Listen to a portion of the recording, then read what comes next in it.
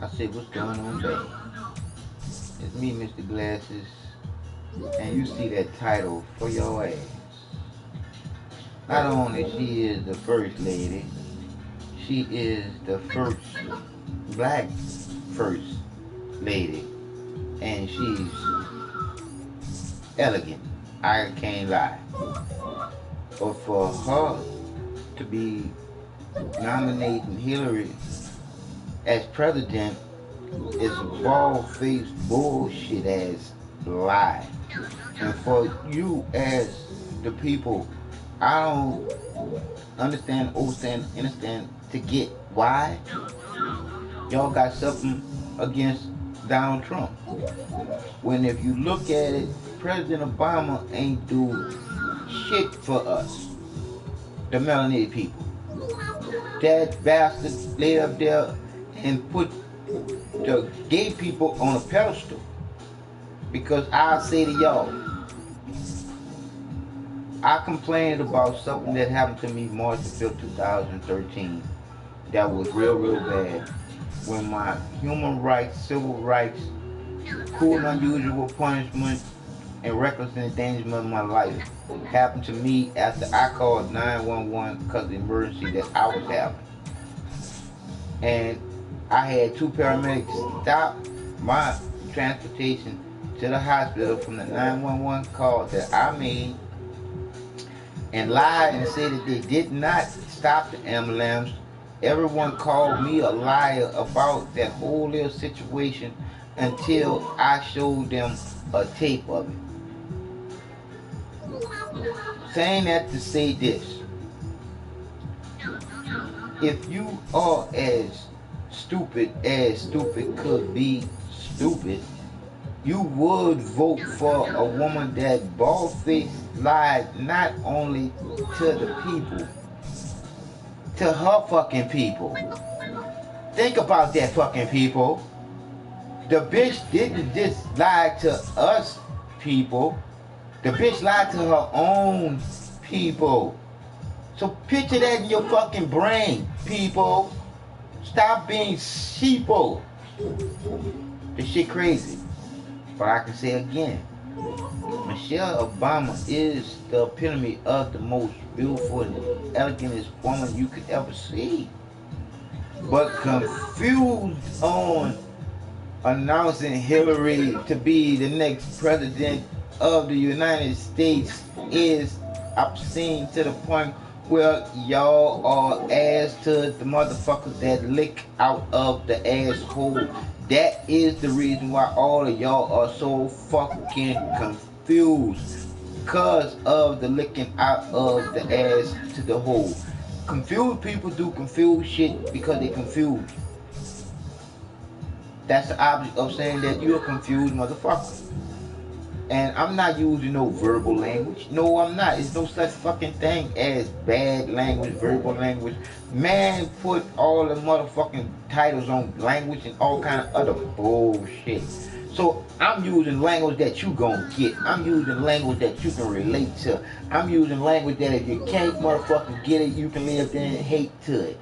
I don't give a fuck, but I want you to know one thing. I do care what you're thinking, but I care even more because you're thinking now. And once you start thinking with your own mind and stop following somebody else's footsteps, you're gonna realize how good your fucking own footsteps feel like and feel. I'm just saying. Until y'all assholes really know who the fucking creator is, y'all assholes gonna be assholes and only believe in some bullshit. When I say that the creator is the creativity in you, is the creator of you, which is that spark before there is smoke or fire, that's that nudge, that's that motivation, that's that loving, unconditionally feeling that makes you strive higher. But until you realize that that spark was given to you from the creator as free will, after giving you the light of spark of dark and light being one way to go just right. Great. Not to the left, not to the right. Not backwards. Straight into the light. Because once you get into the light, it's going to go into darkness. Because after you into the light, you just going to feel good because it's going to be all around you. Just like now. You got to lay up there and know that you have the power to will anything your way to have a beautiful, blessed day. Every day above ground. I'm just saying. To say again, Michelle Obama is a beautiful specimen of a woman. And that is what I mean by the creator, which is love. That is the name that was changed, like man changed everything. Changed the name from love to God. It's so many things that y'all don't know, but y'all believe in some bullshit. So y'all never know because y'all believe in the bullshit to the point where y'all ain't letting the sunlight in to know that the sun is the only one divine light that's still in the sky. I'll say it again. The sun is the one and only divine light that sits in the sky. There is no farther to go through the sun to get to. There is no farther in heaven that's man-made bullshit for to keep y'all in control with fear. False evidence appearing funky ass real. I say one thing to y'all. Open your fucking eyes. I put a picture on YouTube or put a picture on Facebook and my picture letting y'all know that I'm alive. And it's all because of TLC. Tender loving care of the creator of me. Once the creator showed me that it's love unconditionally, the feeling which is the creator of all life here in this earthly realm that we live in.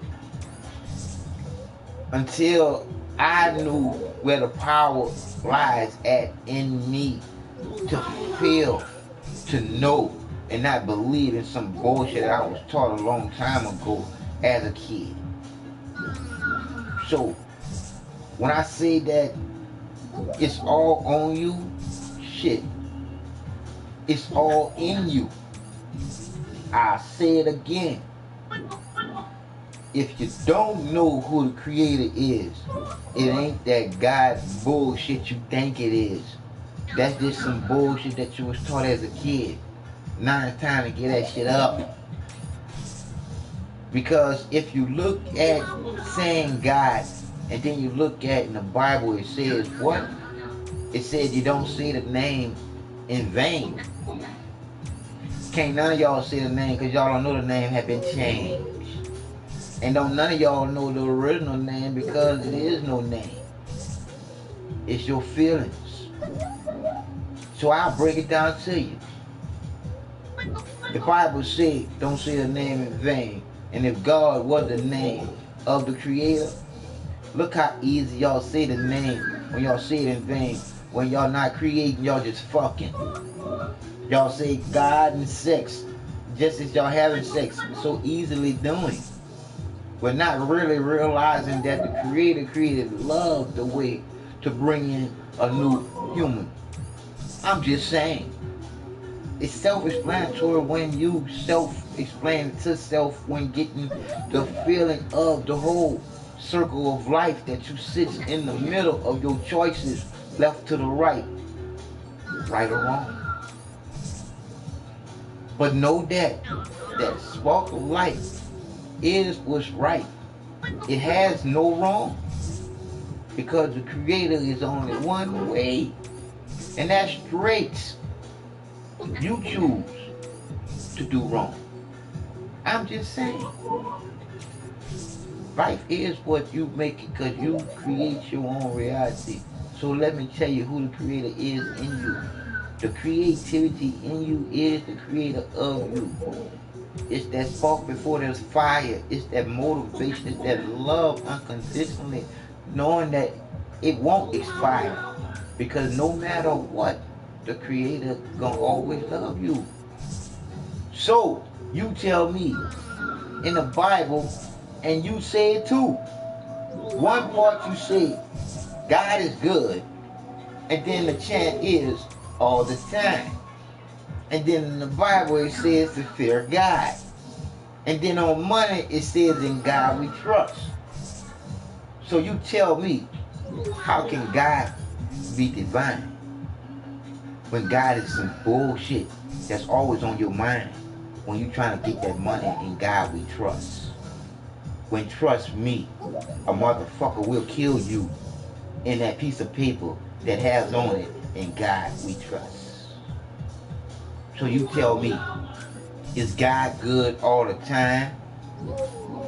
Fear God?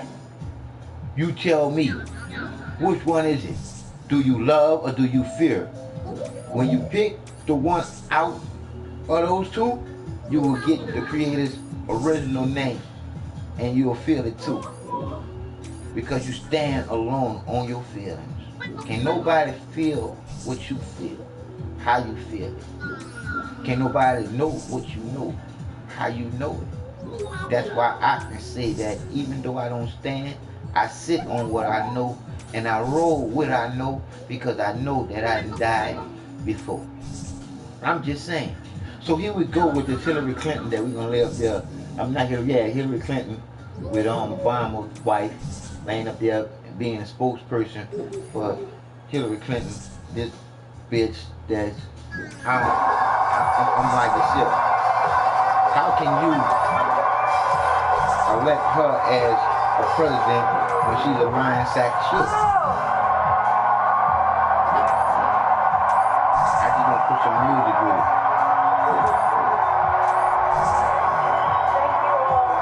Thank you so much. You know, it's hard to believe that it has been 8 years since I first came to this convention to talk with you about why I thought my husband should I'm be just president. so sorry that she in this matrix and she the motherfucking queen. Remember how I told you about his character and Because her conviction? husband that gay His bastard. decency and his grace. The traits that we've seen every day We gonna have it all. country in the White The House. first white in the closet, the first black white in the closet president. About our daughters. So that's a gay man, not a real black man. And during our time in the White House, and we're gonna have a white woman, lovely little girls, old as dirt, as a woman as a president. Oh, this shit gonna be all fucked off. When they set off for their first day at their new school, I will never forget that winter morning as I watched our girls, just 7 and 10 years old, pile into those black SUVs with all those big men with guns. And I saw their little faces pressed up against the window, and the only thing I could think was, what have we done? See, because at that moment I realized that our time in the White House would form the foundation for who they would become, and how well we manage this experience to truly make or break them. That is what Barack and I think about every day as we try to guide and protect our girls through the challenges of this unusual life in the spotlight. How we urge them to ignore those who question their father's citizenship or faith. How we insist I hope they're paying y'all. I hope they're paying y'all to be in that audience, and y'all not gonna really vote for that bitch and got their money and being happy with their money, because if y'all voting for this bitch because she's a woman, she's gonna show y'all that she part of the Nazi Eugene, or how you call that shit, Eugene. She did the Nazi Eugene shit. With every word we utter, with every action we take, we know our kids are watching us. We as parents are their most important role models.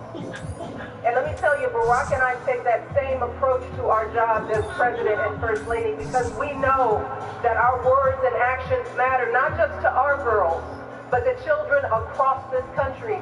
Kids who tell us, I saw you on TV, I wrote a report on you for school.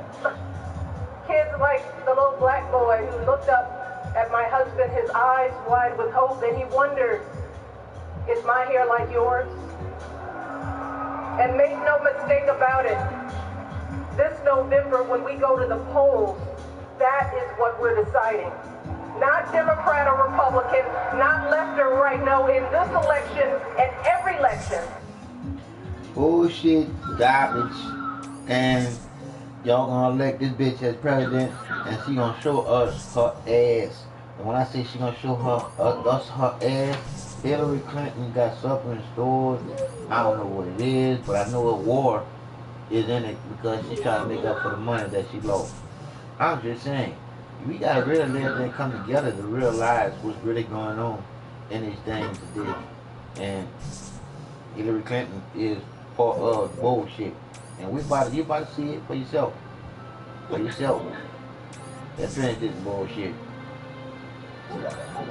Is about who will have the power to shape our children for the next 4 or 8 years of their lives.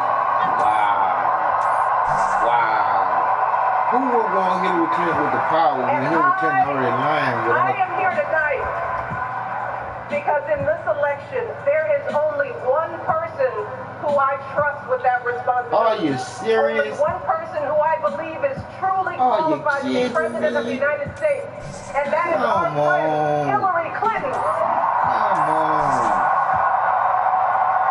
Now I'm gonna go back to this discussion, but I'm not violent like I used to be, and I'm almost to tears just thinking about the confusion in the world today, and these people are part of all the confusion. Lifelong devotion to our nation's these children.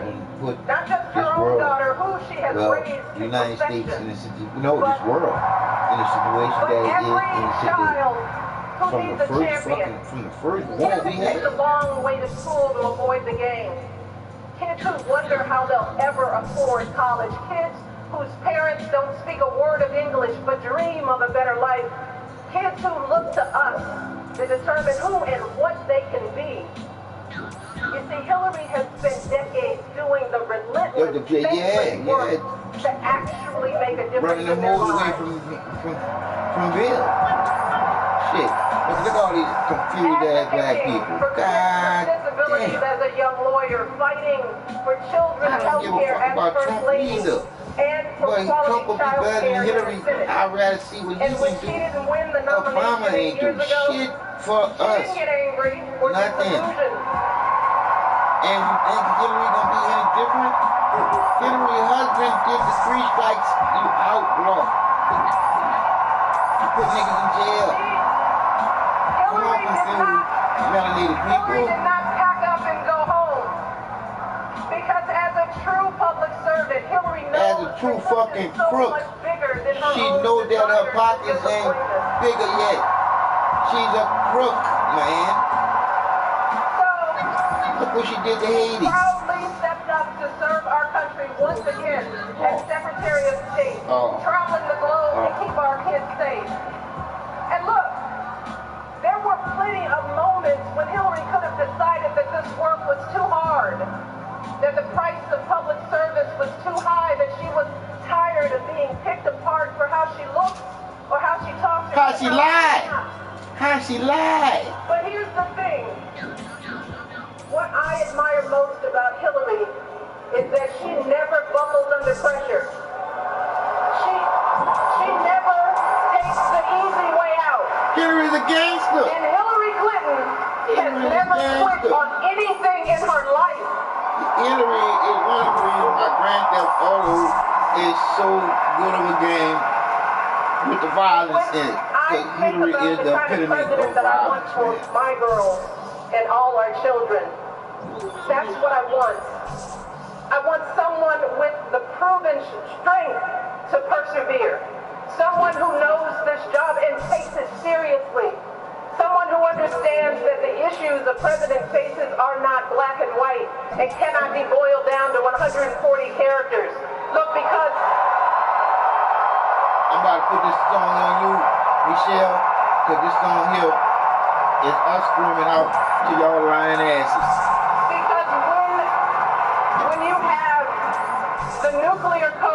your fingertips. And the military in your command. You can't make snap decisions. I say it like this.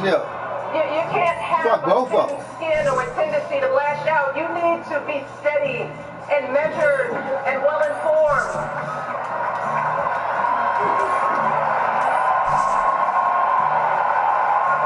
I want a president with a record of public service, someone whose life's work shows our children that we don't chase fame and fortune for ourselves. We fight to give everyone a chance to succeed. Come on. And we give back, even when we're struggling ourselves, because we know that there is always one more thought. And there, but for the grace of God, go I. Wow. I want a president who will teach our children that everyone in this country matters. A president who truly believes in the vision that our founders put forth all those years ago, that we are all created equal, each a beloved part of the great American story. And when a crisis hits, we don't turn against each other. No, we listen to each other. We lean on each other. Okay, we listen to each other. Hillary lying. Stronger together. Trump ain't shit. Hillary ain't shit. But I said Trump is better than Hillary. We already saw with Hillary, Bill, Obama, you, all y'all did. Fuck it. Let Trump fuck us up more. I'd rather Trump fuck us up than what Hillary going to. Because when Hillary take the guns away, only motherfuckers gonna be alright is us here in Houston, Texas. Because Texas, you ain't getting the guns. They ain't getting the guns up. This is where the Wild Wild West started. Bring it back there. You see, Hillary understands that the president is about one thing and one thing only. Making that money, baby. Making that money, baby. A motherfucking war makes big bank. Just like the Grand Theft Auto got them kids so twisted on it, and they get paid for the madness that they do on it. Because they know it takes a village. Heroes of every color. For blessings of liberty. Police officers and the protesters in Dallas who all desperately want to keep our children safe. People who lined up in Orlando to donate blood because it could have been their son, their daughter in that club. That y'all shot up. That y'all shot up. That y'all false flag Leaders again. like Tim Kaine.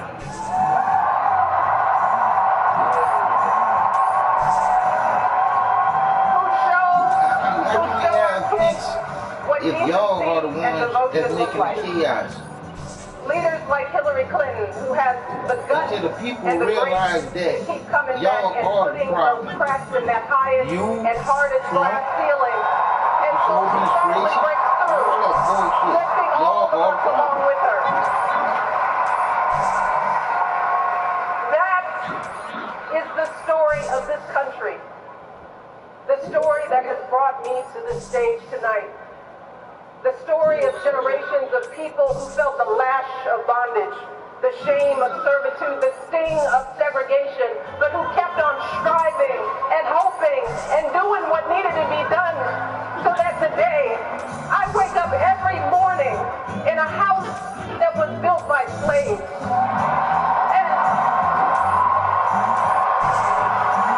And I watch my daughters, two beautiful, intelligent black young women, playing with their dogs on the White House lawn.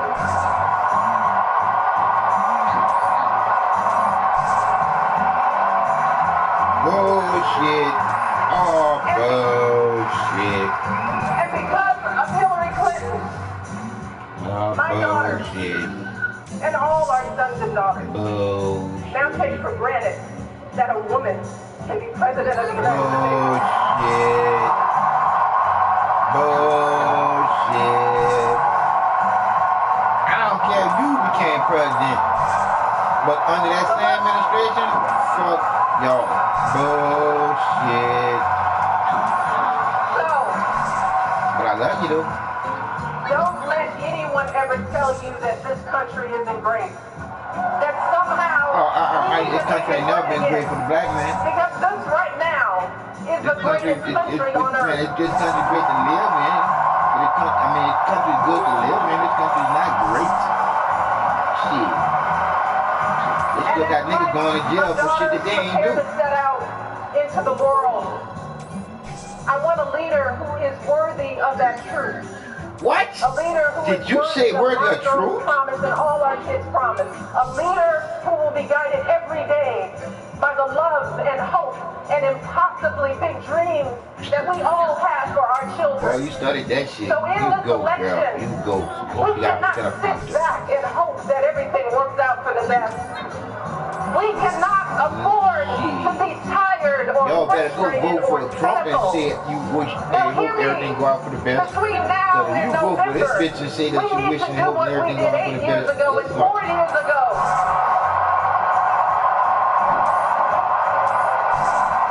The gay people gonna take completely over. We need to knock on every door. We need to get out every vote. We need to pour every last ounce of our passion and our strength and our love for this country into electing Hillary Clinton as President of the United States of America.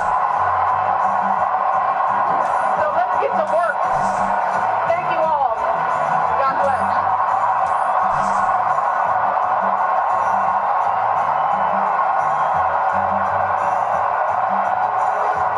Now we were overwhelmed with Hillary Clinton, black spokesperson, like they been done.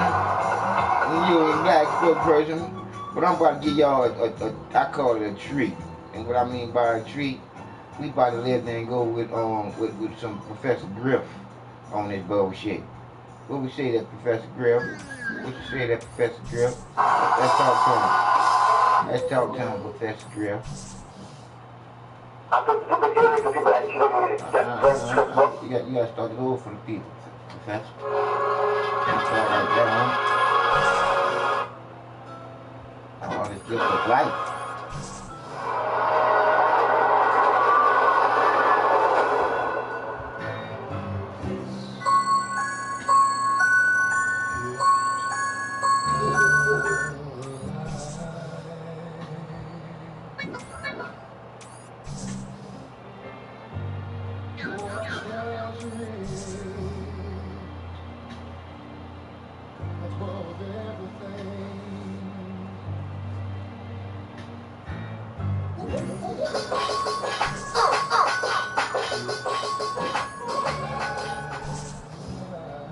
Family, welcome to another episode of Underground Railroad Radio. This is your host, Brother Rich, and I'm back with the living legend, Professor Griff. Welcome back to the show, brother.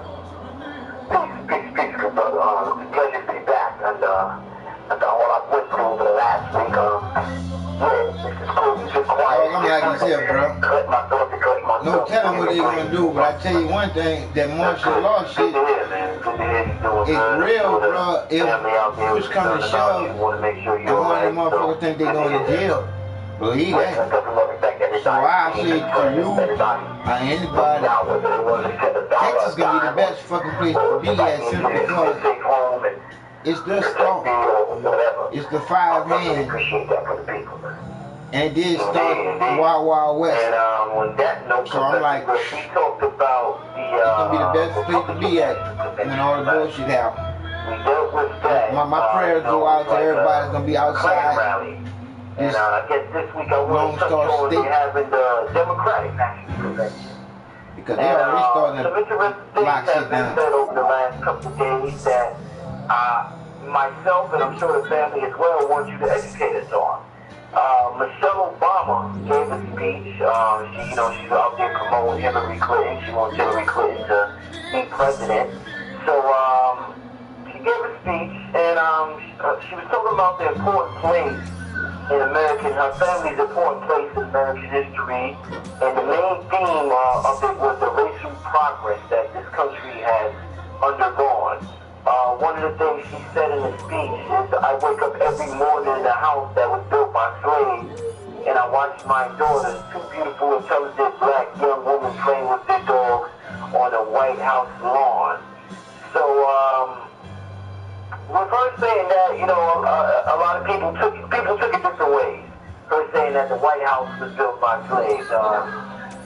one of the people who said something that I know everybody wants to hear you comment and speak on is, is Bill O'Reilly.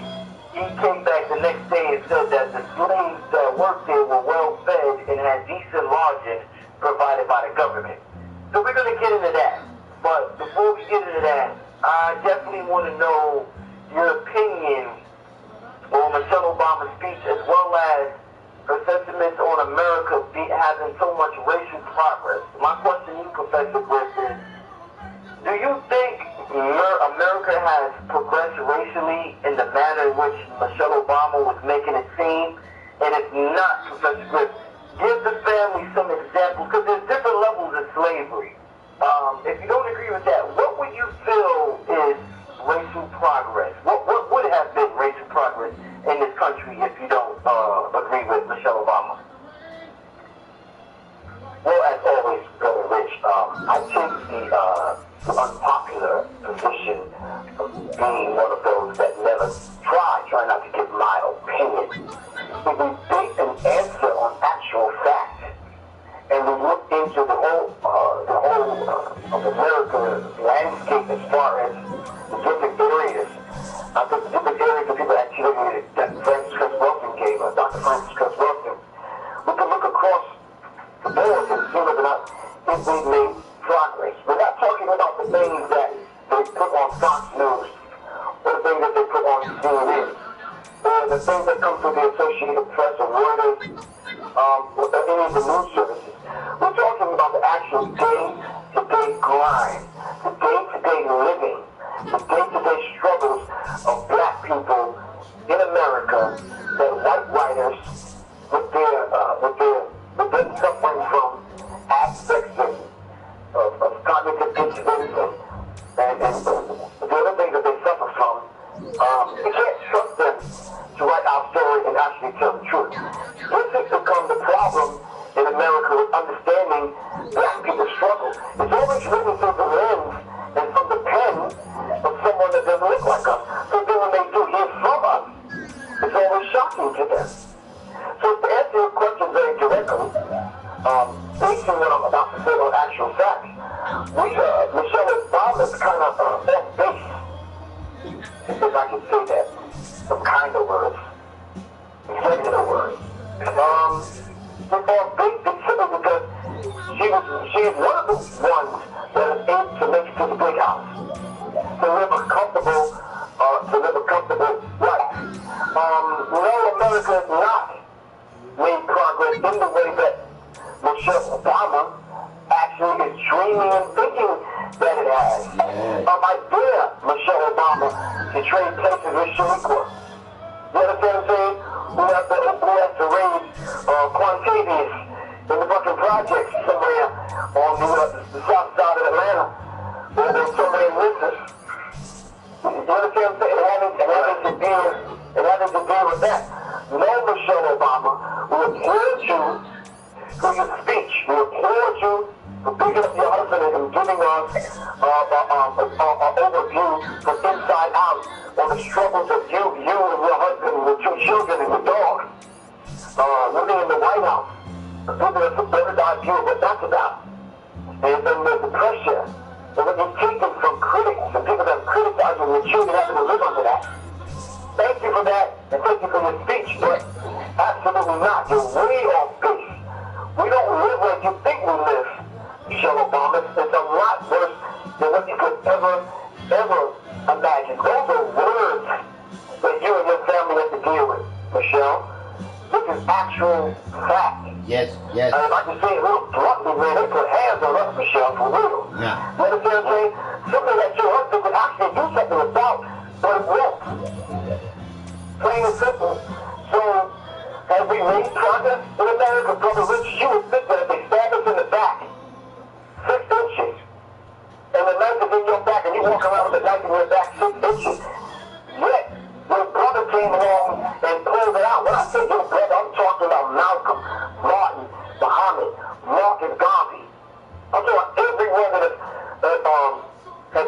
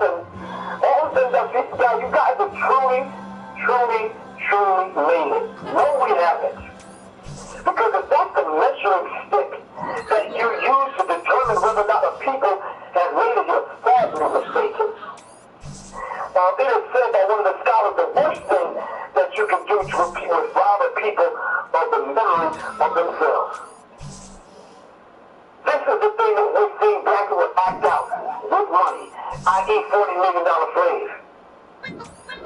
You know, the idea of this behavior that you constantly see exhibit on the small and the big screen, whether we're getting paid for it on the big screen or on the small screen, or whether we're not getting paid for it on YouTube. Black people do some foolish, childish shit, especially when it comes to how we handle money and how we handle one another. And this is very real, and I'm sure Michelle Obama sees this. So I just wanted to lay that out. We can lay some actual facts out when we talk about, when we go into the annals of history, when we talk about the slave narrative, and we compare them to the rap narratives of today. When we go back and listen to the slave narratives, and we can compare them to Empire or Scandal, and then we can put them side by side, and then we can measure what Michelle Obama's statement on whether or not we made progress in America. Why do every other people that come here seem to benefit when it comes to owning and controlling, owning property, owning real estate, owning businesses and hiring their own, carving out an education which promotes self-worth right on across the board? Why do we have politicians that speak for black people and not be afraid to speak for black people? Why don't we ever challenge those politicians that want our vote and challenge them to bring our issues to the forefront so that other people can recognize what we're going through? And there are a lot of people out there who probably will support the black issue, but they don't know what exists because our politicians are too cowardly to present these things where they need to be presented. And this is a very real dynamic in which we face in America. And if you're not going to be a real stand-up spokesperson for black people, whether you're in the high schools, elementary schools, in the pulpit, on YouTube, Facebook, or you're in politics, sit your ass down. We have enough people cooling and clowning. You understand what I'm saying? We need some people that's going to be there and speak up and speak out for black people and what we suffer in America to make our situation better for the rich. Indeed.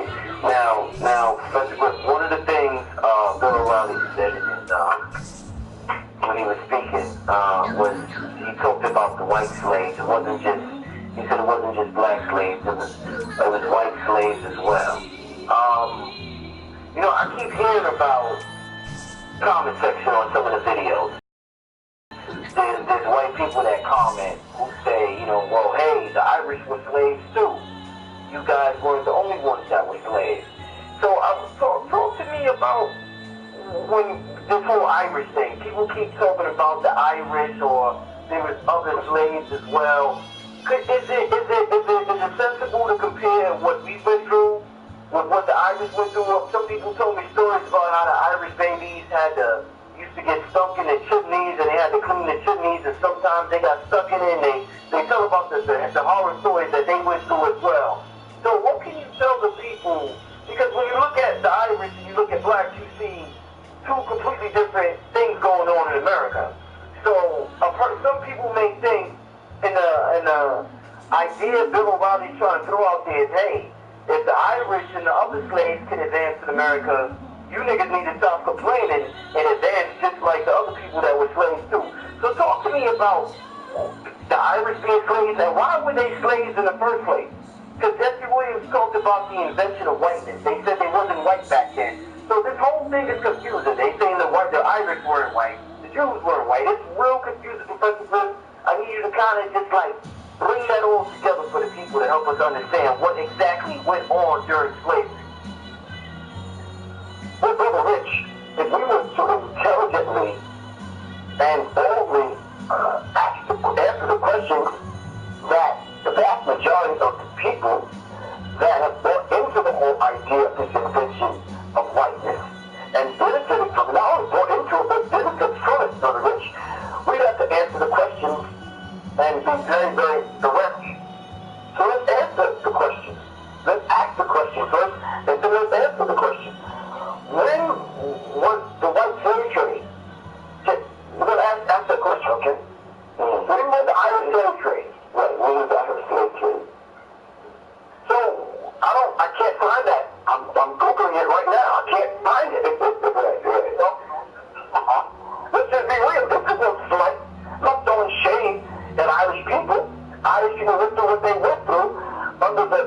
hands and the control of other white people. So they need to take that up with other white people. But I'm asking a basic question.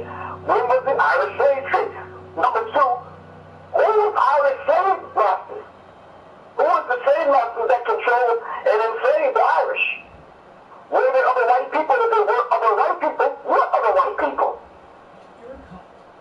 Number three, did Irish people come over here from Ireland on ships and boats and chains? And did Irish people, I'll give you a series of questions, did Irish people get their name taken from them? Their language taken from them so they couldn't communicate with themselves? Did the Irish people get their memory and their history stolen and their memory erased? Did the Irish people, were they castrated? Were the Irish people raped in slavery? Did the Irish people have to go through years and years and years of torment? Watching the slave master's children go into your relatives and producing a lighter-skinned people? Did the Irish people have to, were they forced to, as brutes and as studs, go to their cousins and their nieces and their daughters and just random people that they don't know to produce other white slaves, other Irish slaves? I think not, Brother Richard. We can answer any of those questions. I stop right now. But since we can't, I think I'll proceed forward. Did the Irish people have to come to America and endure everything that black people had to go through, to the point where if we spoke our native tongue, we get our tongues cut out? We got sold down the river. Families were broken apart. Not only that, Brother Rich, the whole idea of trying to marry during that particular time, God forbid you trying to own a home and you trying to do the quote-unquote right thing. We're not even talking about voting yet. We haven't even moved up to that part of the history. We're still talking about slavery. We're still talking about getting off the goddamn boat 9,000 miles. Those of us that survived and made it to America then have to be chained to one another. Not to experience, not to mention the whole Ma'afa, the trip over here, what we had to endure. Irish people didn't have to go through that. So by the time we got here, as Dr. Khalid Abdul Muhammad says, have you forgotten that once we were brought here, we were robbed of our names, robbed of our language. We lost our religion, our culture, our God, and many of us, by the way we act, we even lost our minds. So much so that every time you saw a black person on any level, we were made to confront and deal with the whole idea of being self-human. And then when they wrote the Constitution, they wrote it in a 3/5 of a human being. And then made it so difficult for us to even exercise the right to even try to become Americans by being whipped and beat and murdered at the hands of any white person. Several weeks ago, on the same interview with you, I talked about the Casual Killing Act. White Irish didn't have to go through that. They would kill them at will, Brother Rich, whenever they felt like it. So Irish people didn't have to go through this. We do know the Irish history. We don't have time to break it down tonight, Brother Rich, but we can go into the Irish people's history. And we can show how a lot of them, they're Irish. A lot of them didn't have to fix heavy Irish accents after a while, and having to actually have this Irish pride. A lot of them do nowadays because it's fashionable to do that. And I guess the time is right for them to do that, as they should. As they should, Brother Rich. So we start to begin to answer some of these questions that I've posed to you and to us. When we start to answer these questions, the true history of the parallel between Irish people being quote-unquote slaves and black people being slaves is like night and day. Two totally different dynamics, Brother Rich, in what we experience. So we have to understand this, Brother Rich. We went through something that no other people on this earth have been through, and we're still going through it. We see Michelle Obama and other people in the audience with their tailor-made dresses and tailor-made, Armani suits that are able to sit up at the DNC. And here there's around the globe and looking at the black people, especially on the continent of Africa, looking at their televisions and looking at black people dressed so well, speaking so well, looking beautiful. And so we came up, Brother Rich. No, this is not necessarily a come up, brothers and sisters that are around the globe, that are in the black African diaspora, that are looking at black people in America. This is not necessarily a come up. Those of y'all that are looking at this, most probably still have their culture intact, still speak about their native tongue, still are educated by people that look like them. You understand what I'm saying? Not having to deal with what we have to deal with in America. And yes, in that particular point, Brother Rich, racism is still alive in America and throughout the black African diaspora as we speak. And we need to understand that and never forget that and move with that in the back and in the front of your mind. The ignorance, these people's ignorance on how they deal with black people and understand and try to understand the plight, and even not trying to understand the plight of black people. Their ignorance deserves no opposition, Brother Rich, only dismissal. I'm going to say that again. Right. Their ignorance doesn't deserve our opposition. We don't need to stand there and prove to them what we went through. Look at us. Come to the Word and observe us. It's proof as to what we went through. So their ignorance deserves no opposition. Only our prideful, and I can say that, our prideful dismissal. Because any one of us to get a knowledge of self can put the plight of black people in front of the world. And we'll make a glass monkey should see. Only if we are true in our conviction to who we are as a people. And I'm tripping through there, Brother Rich. So given the time and space and the platform where someone else can create our own, I wouldn't we have say to fuck tell your the story of freedom. our people. I would want you to be free. In the face of everyone I would want you to be that will in dismiss nobody's what we've been dungeon. through. I would want you to be And it did shot not in the only head. start with slavery, I Brother wouldn't Rich. want your fingernails Plain taken and off simple. you. I And wouldn't it want has your not skin over. cut off you. It's I really wouldn't want you to not suffer no over. Not kind of over. way. Because I know that the Creator created us all equal to feel equally towards each other living, man. No, when you think That's about true. white power structure and white supremacy and the oppression of black people worldwide, and you think about these different groups, and you think about the whites who have been fighting amongst each other throughout history. You think about the so-called Jews, and you know, a lot of white people will tell you, you know, it's a Jewish conspiracy.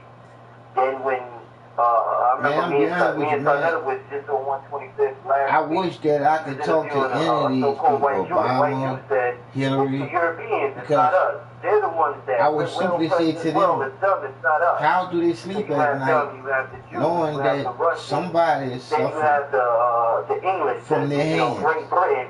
You Somebody have so many is dying different groups. because of their even words. World War II with Hitler and him going against the so-called Jews. And I don't know why they didn't put this out where y'all can read messages, because I can't read that shit y'all putting down there. And it ain't making no sense when you putting halfway words and stuff. And then you think about today, And I can't read even if you put the word right. and you see But pretty much, Hillary was your as though they're pretty much united. black. So my question to you is, through analyzing history and seeing the history of white on white violence throughout all these groups, I'm glad I can read the stupidity that you really, oh man, I'm real. I am, because I'm laughing at you because of what you just said right there. That's an asshole. I read that part. And I'm glad I can't read the rest of this shit. Because really, you are the asshole for you. You must be saying that I'm an asshole when you don't even want to know me, man. And that's one thing about me. I'm far from that there. You probably one, because that's what you probably do, lick assholes. Because a lot of y'all confused motherfuckers do. And I'm just saying, this is some kick shit right now, tonight that I think about it. What that is? Much kills don't I know. Hey bro, on a real y'all short listen, and I can't read. Well, I don't have to read these little paraphrases that y'all put down. But to me, this is some funny shit because can't people nothing together take is the thing me that into they their zone. constantly do. And what I mean, can't nothing take me into their zone. You can't make me upset when I have control over however I feel, whatever I feel. Black History Month or African American. Stop that. We're all Americans. Stop that, Efra. Stop that shit.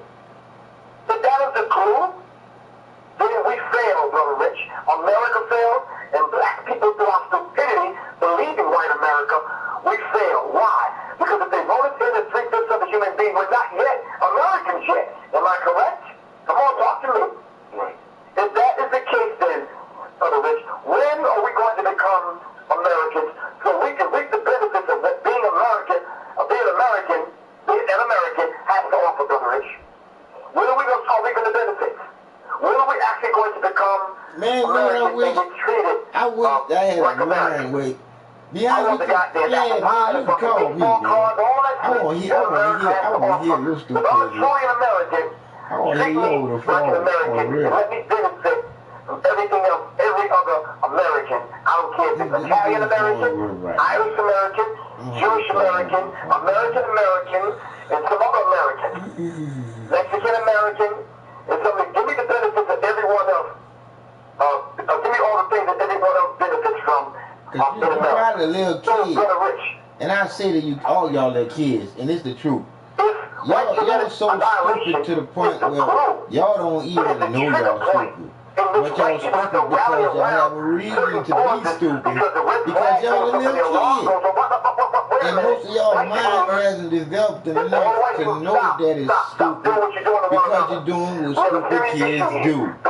So if you are a stupid little kid or a stupid little adult, all I do is just pray to you, man.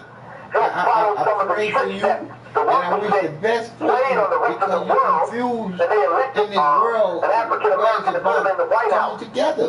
So now all the white people got to rally around that cause and attack Barack Obama. And make sure that he doesn't make progress for black people for the last 8 years that he's been in the White House, and it actually works, Brother Rich. Whether they're Democrats, Democrats, Republicans, liberals, conservatives, plain straight up racist ass crackers or whoever the fuck they are. You know what I'm saying? Right. So if that rallying cry is stop Obama, if the rallying cry is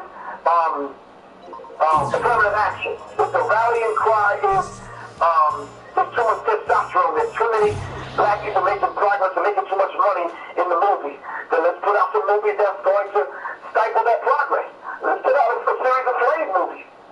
If they're making too much progress in education, okay, let's stifle that.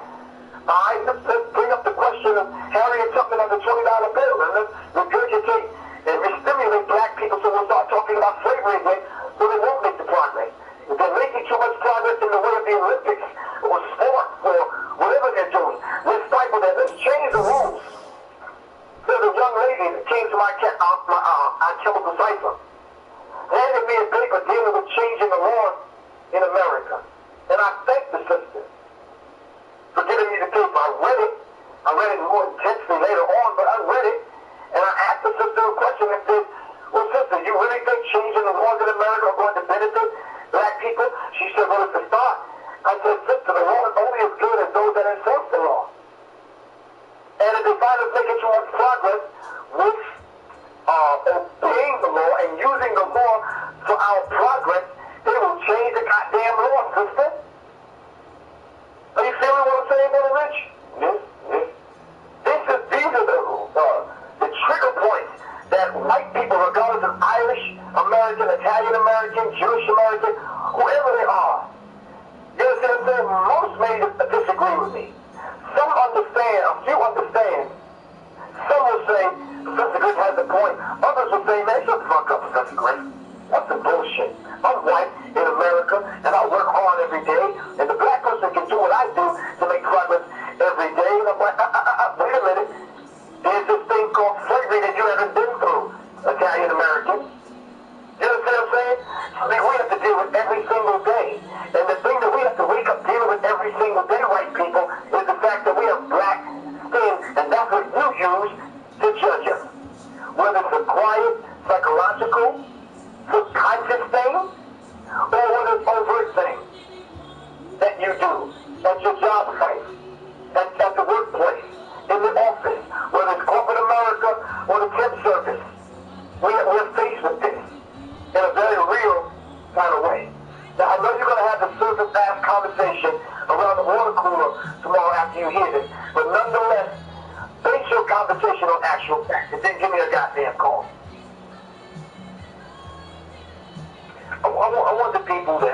better understanding, since we're dealing with slavery and racism in America.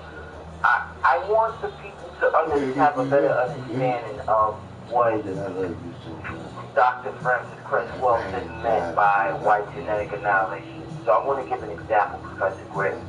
Let's say a white person, male or female, was removed from racist American society, the society that we live in, was removed from the racist indoctrination in the media, whether it's consciously or subconsciously, the negative, removed from the constant negative imagery of black people in the news, in the papers, on the street, was removed from all negativity about blacks and placed in an environment in which there was nothing negative about black people.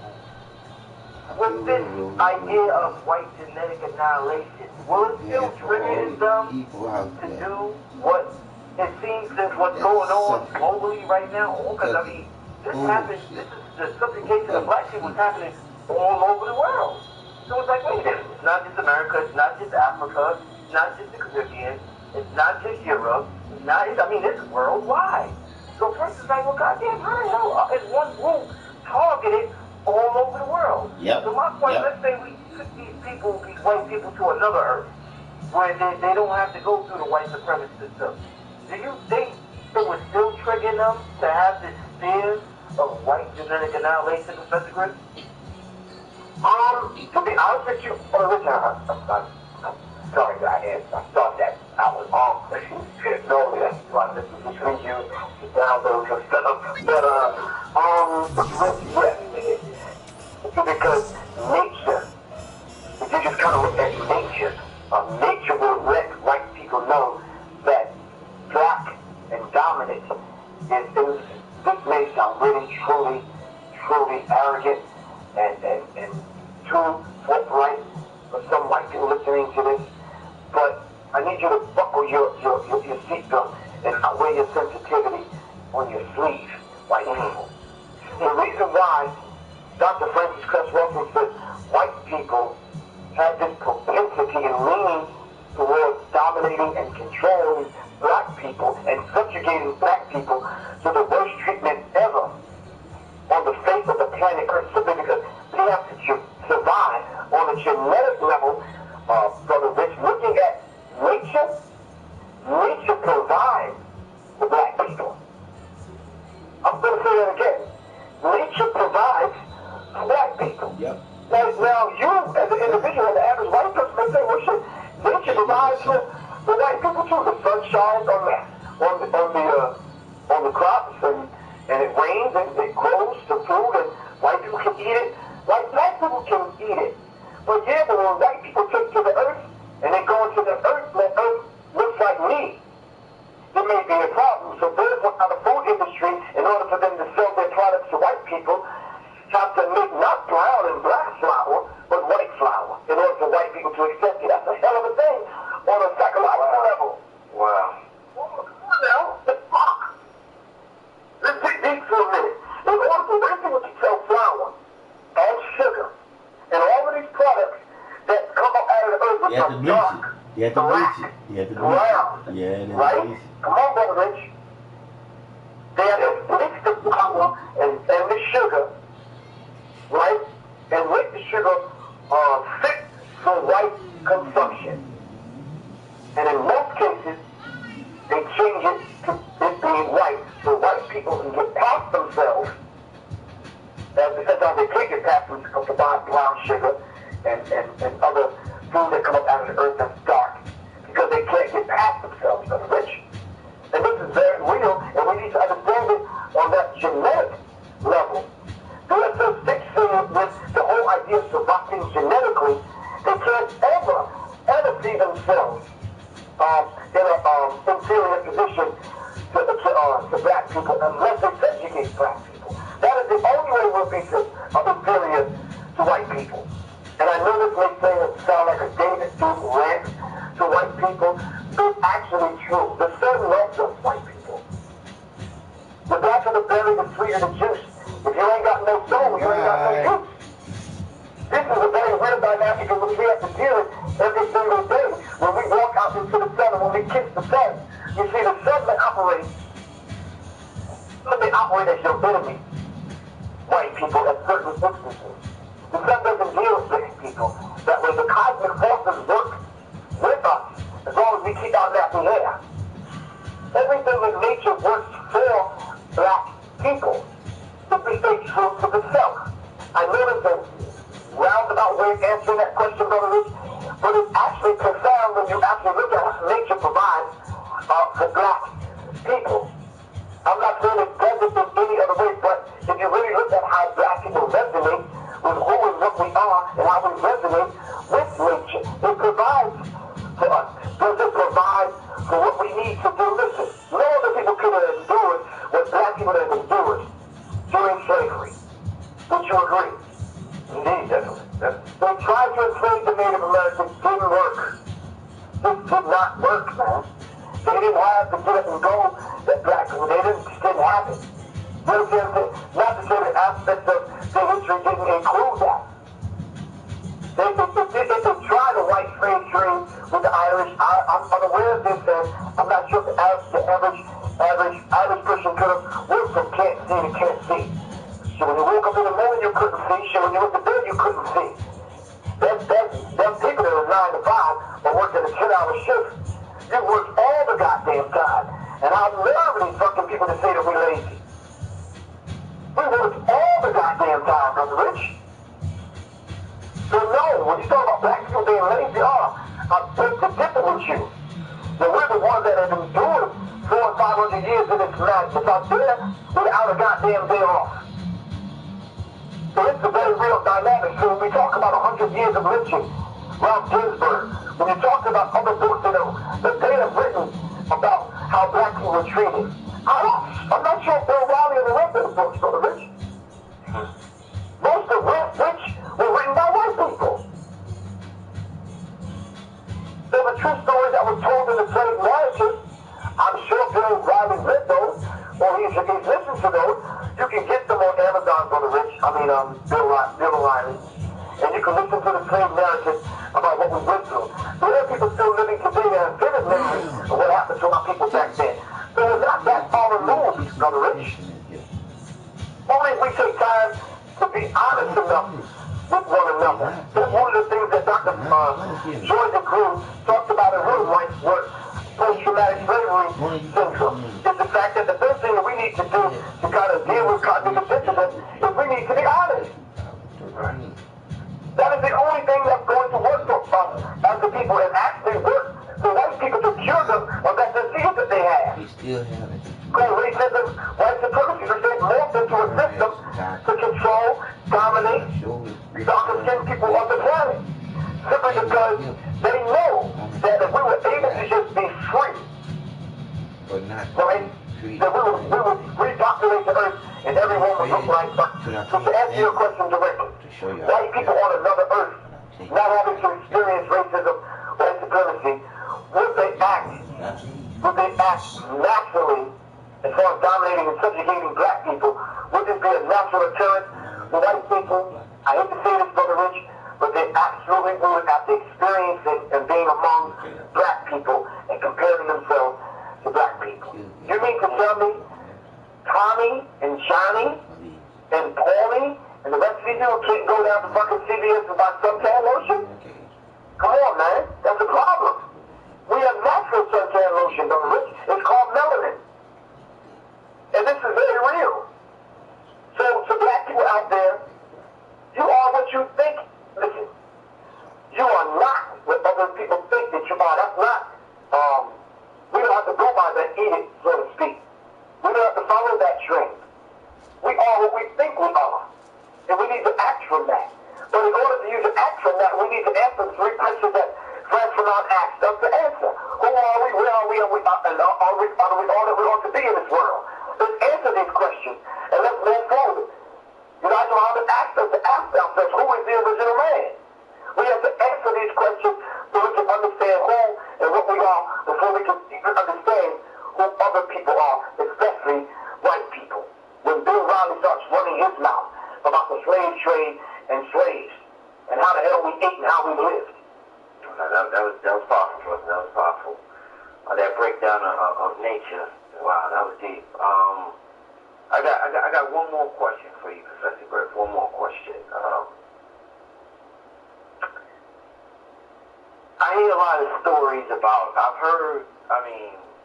Different people say different things about, in terms of history, and in terms of Hitler, in terms of the Germans. I've heard a lot of people say that the German, after Hitler so-called died, they came to America, changed their names, and just acted like they was a normal white person here in this country. A lot of the scientists, people say that the Queen of England is German, that they have no problem changing their names and their identities and remaining in power. Mm-hmm. I hear people say that the Jews did the same thing. They changed their names in Hollywood, so people wouldn't know how much power they hold in terms of the media. Yep.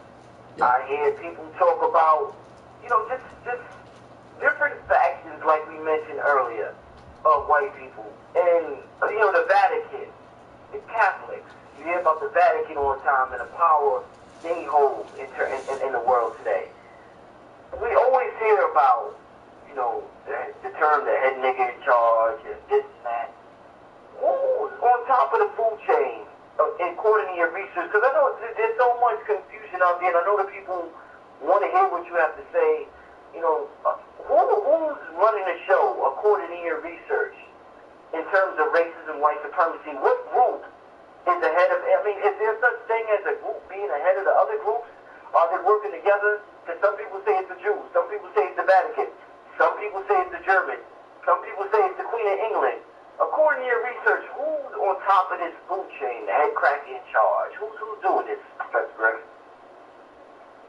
Well, if we can put it that way, the head cracker in charge, I don't think there's any one answer that I can give you to say this person or that group, as far as my ethnic group is concerned, or a race. I think that they operate in secret societies, in clubs, and in organizations which make up the totality of their system called racism, white supremacy.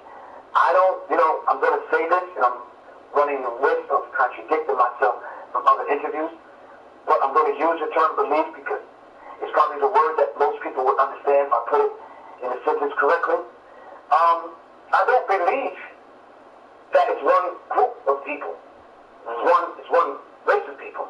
I believe they come together to put together a system, and they operate on different levels. Most operate in secret, and you're absolutely correct.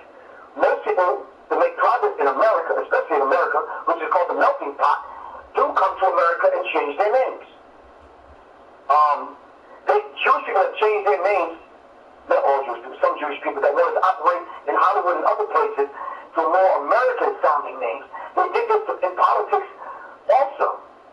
And they did that for a reason. If you go back into Myron Fagan's work and you listen to Myron Fagan will take you into that work and why Jewish people change their names. German people and other people being subjugated and by other white people have came into America and have adopted and taken on American-sounding names, whatever that is, American-sounding names to make progress. And without being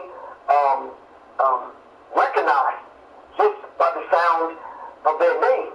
Black people try to assimilate by taking on white names. I've known some white black people that have actually given their children white-sounding names to make progress, for their children to make progress in an all-white America, or predominantly white America for the future. Names like Ashley and Taylor, and I know some black people with these names. These are not our names.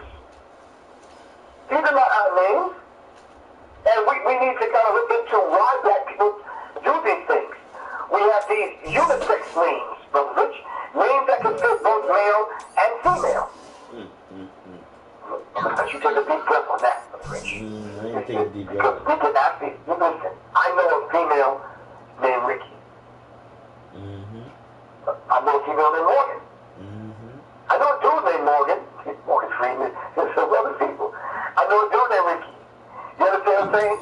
So now we have these names now that, you know, that are both male and female, but now they're American sounding names.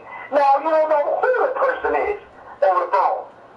You think you're talking to a white Anglo-Saxon to the root coming in to get the job interview, and a Chinese dude show up. You understand what I'm saying? Because now we start to sound like if everybody has these unisex kind of names, and this is critical. This is what these people that's controlling this thing really truly want to happen in America. This quote-unquote melting pot, while they leave their bloodline pure. I'm going to say this again. They want this melting pot of the racists in America, while they leave their bloodline pure. They don't want the race mixing. They don't want the blood mixing. They don't want it, but they'll let the savages, the animals, those that are subhuman, and this is how they handle it and deal with it in their documents, Brother Rich. Read the Secret Covenant and go through that document, which I've often read several times. They don't want you mixed. They don't want to mix their blood with you. They want to control the dynamic between the races and the melting pot in America. They want us all to be Americans while they remain pure German, pure Jewish, pure this, pure that. And this is a very real dynamic. So we have to understand it and operate from that premise, Brother Rich. So your man Bill O'Reilly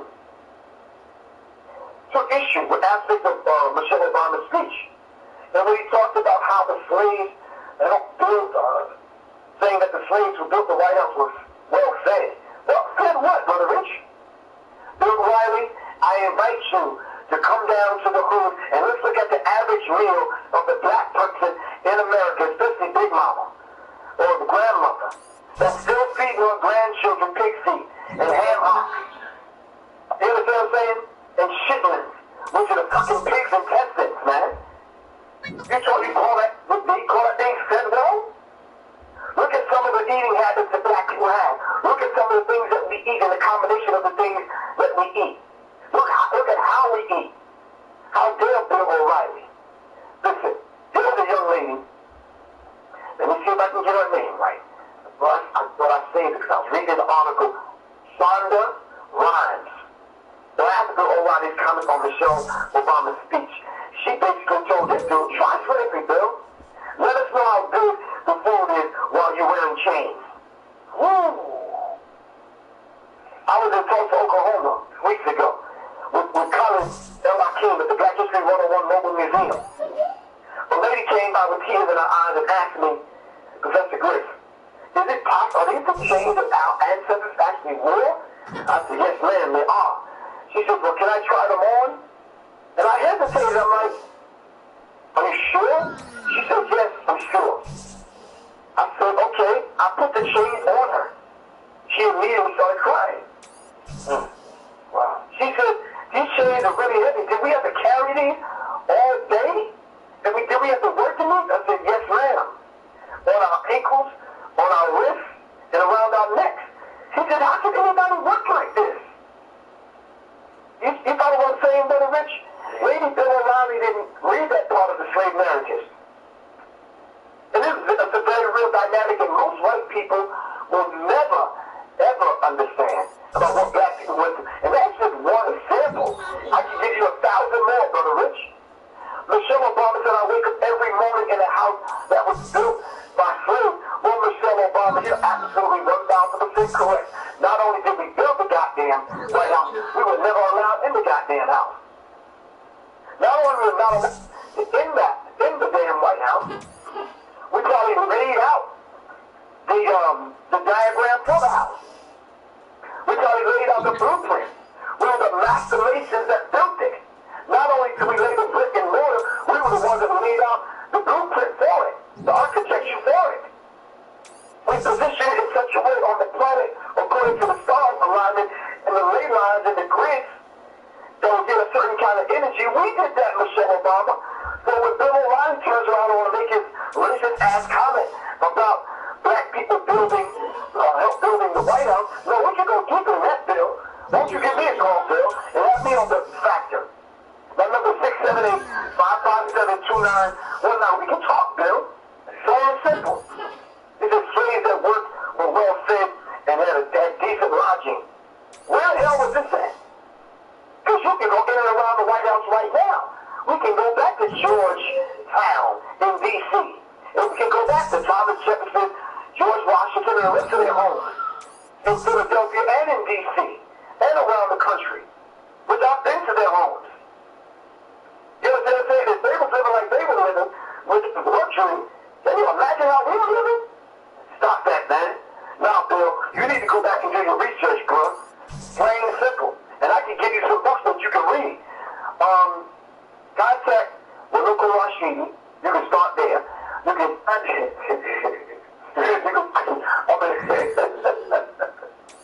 want to give you some books that he can read. There is a river. I forget the author's name. It'll come to me in a minute. Study Joy DeCrue's work. Dr. Joy DeCrue. Matter of fact, you can start with Joy DeCrue. So you can get it from a woman's perspective. He can bring you right up on the date because you may not be able to handle Nomo X from Columbus, Ohio. You may not be able to handle that. You may not be able to handle Khalid Muhammad giving you some of this information. Here's the sirens again. Like clockwork, Rich. See, Ronnie don't hear that out of his window every Wednesday night. We do.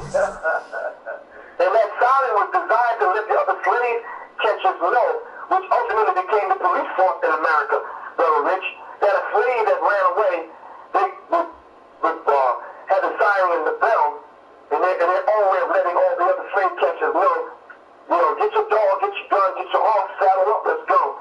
We gotta catch some slaves. Talk about it. You understand what I'm saying? And this is a very real dynamic, Brother Rich. Bill O'Reilly, I want you to read Black Out to Whitewash. I want you to read the missing pages of history. I want you to read the Nile Valley Contribution to Civilization by Anthony Browner. I want you to read the Browner File. I want you to contact Dr. Leonard Jeffries and sit down with him and Rosalind Jeffries, and I want you to get that bit of history that you so desperately need, Bill O'Reilly, because obviously you're out of touch with what really went on in history. Then I want you to go around the corner, down the block, and up to New Rochelle somewhere and contact Professor Flaws. All right? And he'll introduce you to Brother Kaba and a few other people.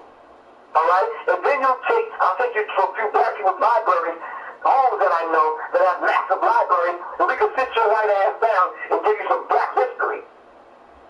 All right? Then I want you to call Khalid El Hakim, and I want you to walk through his museum, and I want you to see all the artifacts that he's collected, over 7,000, so you can get a thorough, upfront, up-close, in-person on what it really truly means to be a black person in America coming up out of slavery.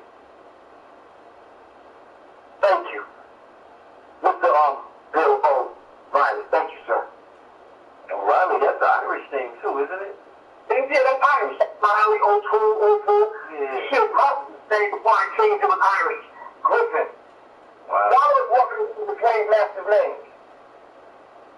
You hear what I'm saying? Yeah. And the bad part about it is if the Irish really wanted to take notice of them being enslaved, then why would they turn around and subjugate us to a slavery, to a form of slavery? Other than, no. They were Irish slave traders. How the hell do you think we got Irish slaves? So the conversation goes a lot deeper than that. But there was a point that Michelle Obama made which kind of knocked me back to my seat. She said, this election, any election, it's not about black and white and all this other kind of stuff. It's about who will have the power to shape our children for the next 4 to 8 years of their lives. God damn. Can you imagine that? Taking that, what Michelle Obama said, and putting that on the shoulders of her husband. So let's look at it quick, brother Rich. How has Barack Obama shaped, for the last 4 to 8 years, shaped the mind, the spirit, the heart of our children for the last 4 to 8 years? I want Michelle Obama to think about that. And before you put all your energy and efforts behind Hillary Clinton, who's not done right by black people, Michelle, I think you need to look into that. But you continue to do commercials for Hillary Clinton. Michelle Obama talked about the hateful language that is not representative of the average white American. Stop that, man. Why do you think so many people are voting for Trump? Michelle, wake the fuck up, Michelle Obama. For real. This is not the black America that you dream of.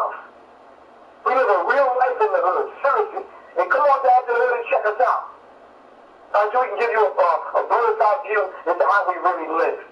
Last but not least, she said she had to get with her husband Barack Obama and to figure out how well they will manage this experience that they would actually take their children through by being the First Lady and the President of the United States. Well, Michelle Obama, how well do we have to manage this thing we call being black?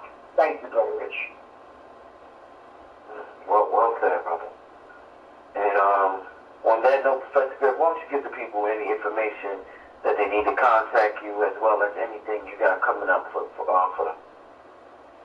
Well, as always, Brother Rich, people can reach me at 678-557-2919. People can email me at seriousminds.info@gmail.com. I'm on Facebook at Serious Minds and Enemy Minds. Of course, Instagram, Serious Minds or Professor Griff. You can tweet me. I'm not really a Twitter yet. I can't really do the Twitter thing every now and then. I'll put something out. But my tag is Griff the Enemy on Twitter. And then as always, our typical type of thing is popping off. It's the third one we're doing, and it's moving and it's growing. Brother Rich, we're going to shift the dynamic of it as far as how people can see it. So let us go Google Hangout at Serious Minds. The Serious Minds Google Hangout on the 17th of August, which is the next Alchemical Cipher. And those people can join us at the Dream Cafe, 249 Peter Street, August 17th at the next Alchemical Cipher. Alright, but like I said, Brother Rich, stay tuned for Serious Minds TV, which we're setting that off, and of course Serious Minds Radio. And once again, man, I'll be in Indianapolis in September. Public Enemy is doing the damn thing. Shout out to Ice-T. I made Ice-T get it behind down on the stage the other night, Brother Rich, to do some damn push-ups. For me, man, that's one thing, man. Real, man. Shout out to Stretch from Naughty by Nature. Shout out to Grandmaster Flash, Serious Five. All the brothers that's on the old school tour that we're rolling with. It's the real, true brothers, man, that are out there, man. Shout out to my man, Bernie Fresh, and everybody is part of the old school thing that's represented. They're bringing the 90s hip-hop back, Brother Rich, did you know? No. What's going on with that? There's a resurgence of 90s hip-hop, man. Those brothers are now on tour. I had the privilege of walking through security the other morning, early in the morning with Vanilla Ice, and he dropped a bombshell on me, man. He said, they contacted him to get together with all these other artists, and they bring it back to 90s hip-hop. Wow, about time, man. Wow. I'm serious, so they got to neutralize all this madness that's out there. As I was in Vegas, I noticed that New Edition is on tour with Babyface. They're always on the road. Bernie Fresh is always on the road. Frankie Beverly and me, always on the road. I run into these guys all the time. So, good music, soulful music, good hip-hop is making its way back to an iPad near you, man, to a cell phone near you. It's coming to the whole near you, for real, thank God. Anyway, what's your life, Brother Rich? That's my era, man. I'm glad, man. I can't think too much of this music that's going on now, man. So I'm definitely happy about that. Once again, I want to thank Professor Griff, the living legend, for coming on the show. Everybody out there listening, I want to say thank you. Everybody out there that sends donations in, whether it's $1, 50 cents, whatever you can send. I appreciate what you have sent. Some of you send $10 and say, hey, this is for the whole year. I appreciate that. Some of you even sent $100, so I appreciate that the few who sent that. But I want to thank everybody who sent something. Something means everything to me. So thank you, Professor Griff, for coming on the show. This is Brother Rich, Underground Railroad Radio. We signing out, family. We're going to see you next week. Peace. Peace. Yeah, I ain't right there because I don't want to do that nothing to stick, man. Peace, family. This is Brother Rich from UGR. Urging all my viewers and subscribers to help support the channel by donating just $1 to the UGR PayPal account. We appreciate the viewership and support, and we understand the power of $1. If you benefit in any way, shape, or form, we ask that you donate $1, whether it be monthly, bi-monthly, quarterly, or yearly, so that we can build our brand to compete with the NBCs, the MTVs, and the Foxes of the world. I figure since Kanye can ask Mark Zuckerberg for $1 billion, I can ask my subscribers to donate $1 so I can make the best possible content possible. The main objective of this channel is to inspire you to become the greatest version of yourself. So hopefully throughout the years of you watching this program, you have been inspired to become the greatest version of yourself. If you would like to donate, you can go to www.paypal.com and send a donation to richandmerit7@yahoo.com. Thank you and enjoy the rest of your program.